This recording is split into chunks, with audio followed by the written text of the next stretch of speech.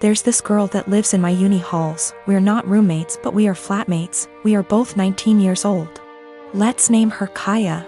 I met her in September when we started university and moved into halls. We're not best friends, but we are friendly. We don't really spend much time together. Over time, my friends noticed that Kaya tried to copy me in everything. It started slowly, accessories and some clothes. Nothing major. I didn't even notice until people started pointing it out to me. I have a rather distinct style and she started copying it.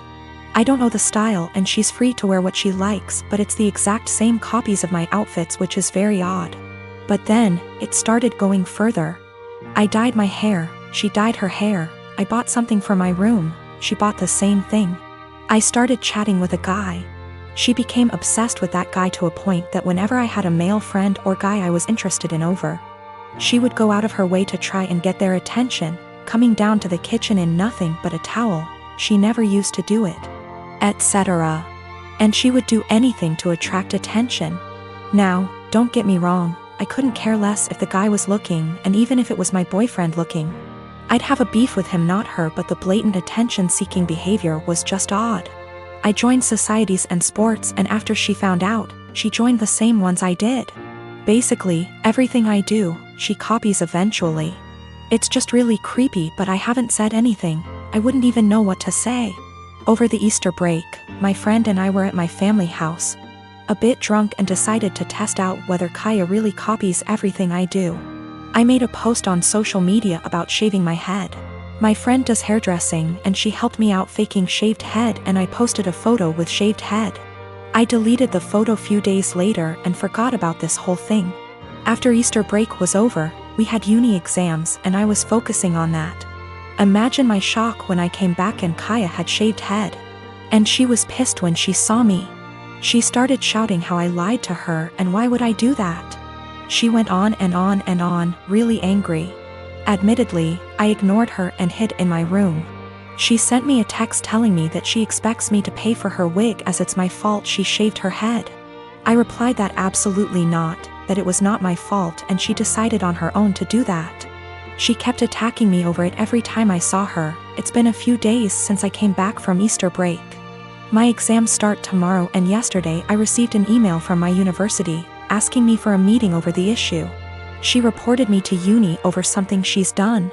I am genuinely confused. Was I really in the wrong? I'm a native French speaker from Canada, but I have a very pronounced Acadian/kayak accent. For those who don't know, it's pretty much a mix of French and English with some local dialect thrown in there. Pretty common in the Maritimes, where I still live. I'm perfectly bilingual in both languages. I started dating my boyfriend, who only speaks English, about 4 years ago and spent a lot of time with his family. They've all been really great, except for one of his aunts. She says she was a French teacher in Anglophone schools for over 40 years up until a year ago and even studied in France. And she insists on only talking to me in French. I agreed at first since I didn't want to be rude to his family, but it's getting super weird. I don't understand how she was able to teach kids English or how she comes up with most of her sentence. Like I have to guess 90% of whatever she says and hope I'm right because it makes absolutely no sense.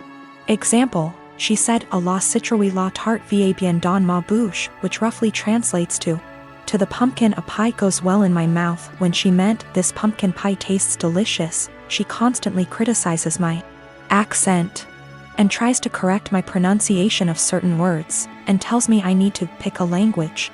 When I accidentally say something in kayak, speaking proper Francais standard is actually getting harder for me since I've been only studying / working in English.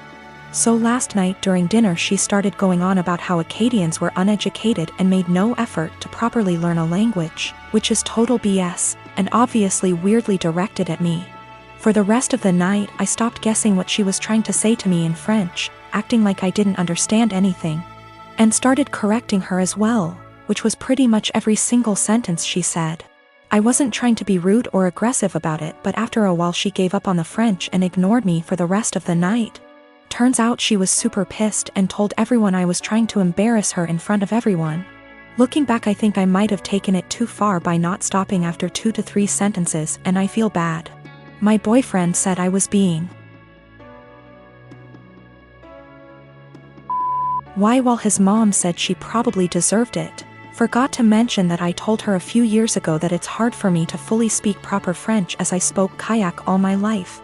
Tried to explain Acadian culture, she wasn't having it, surprise, and she stopped for a while but is now doing it again.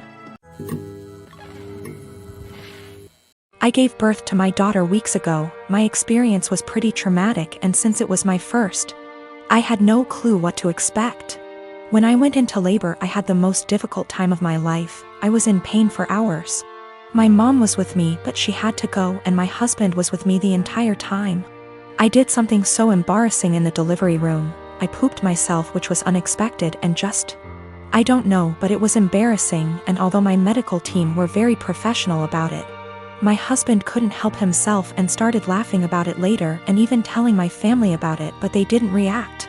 Just didn't find it funny, and neither did I. In fact, I found it embarrassing, and I already told him to stop bringing it up, especially when he started joking about getting me diapers for my opsies.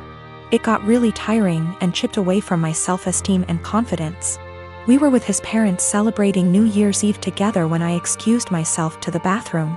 While I was getting up, he made a quick remark and said, "Oh, yeah, you should go quickly because we don't want any accidents just like the one we had at the hospital, you know what I mean?" While blinking at me. His family actually laughed and brother-in-law commented, "Good one." I was astonished and so angry and ashamed. I literally just lost it on him and yelled at the top of my lungs, calling him a cruel and sensitive jerk, to be using the difficult experience of birthing his child as a joking matter and humiliating me in front of everybody. He was shocked, staring back at me and not saying a word. All went silent, and I just stormed off to the bathroom till we left, and that was when he snapped, saying I messed up by talking to him like that in front of his family during dinner. I said I couldn't hold my tongue for that long, and after he kept joking about an embarrassing thing when I told him to stop. He said he was just joking, and I went overboard with my reaction, and also, I should have sucked it up and waited till we got home so we could address this privately, and I could even yell at him as long as I wanted. We argued about it after we got home, and he kept saying I humiliated him in front of his family during the celebratory evening by being petty and trying to one-up him. He even said I should have laughed along, not fly off the handle licks that. When my sister, Annie, was 18 and I was 21, she got pregnant and had a daughter, Sophie. She developed what we believe was postpartum depression, but was never diagnosed as she refused therapy. When Annie's school started up again, our mother took on all childcare of Sophie. As Mum took on more childcare, Annie seemed more like her old self, happy, outgoing, generally mentally healthy.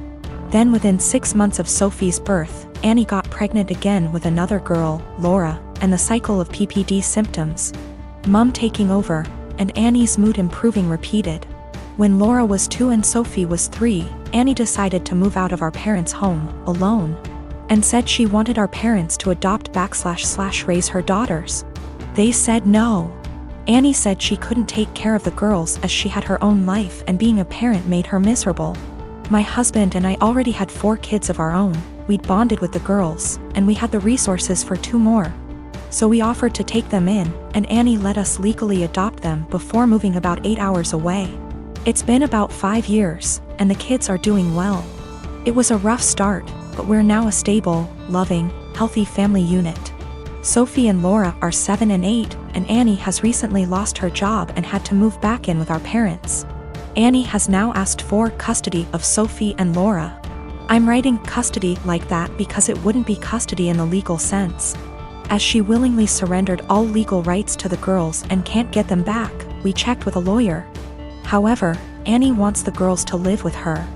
Initially she said she wanted them full-time and to legally adopt them back from us, which we obviously refused. Then she offered a compromise of alternate weeks, so 50//50 custody. Again, we refused. Given her insistence, we don't even want her around Sophie and Laura. So we've not been going by my parents' house as we typically do. It's been a month of constant badgering, insisting we let Annie bond with her daughters. and allow her to at the very least take them for overnight visits, saying that Annie had PPD 5 years ago. And now she's ready to be a parent. I've responded that we are not babysitters, we are Sophie and Laura's parents. They're in a good place and this will be detrimental to all 6 kids. And Annie doesn't get to step in now when she never stepped up in the first place. The response from my parents and Annie is that I'm being unsympathetic to her PPD and I should let her at least have a chance, rather than deem her unfit without giving her a chance to prove herself, plus given that we already have 4 kids other than them. Sophie and Laura could probably do with a smaller household, and saying we're being unreasonable for not allowing Annie to bond with her kids.